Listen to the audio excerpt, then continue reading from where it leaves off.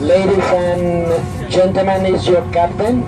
We are closing the cargo door now, starting the other engine, and we will start the air conditioning. If you count down at this stage, we will start the flight. You stupid! If you don't behave, I a stupid man! I will be forced to call the police. Okay, so please have a seat and relax. Thank you. We'll start with the flight now.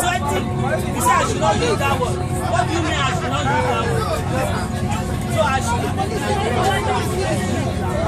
Don't even go there.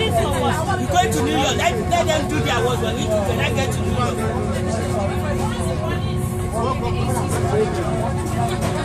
You solve the problem. When we get to New York, you want to shoot my son, then they will get him arrested.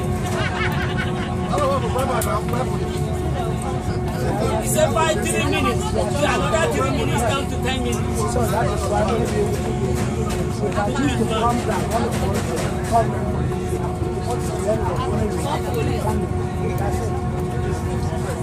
Stupid man.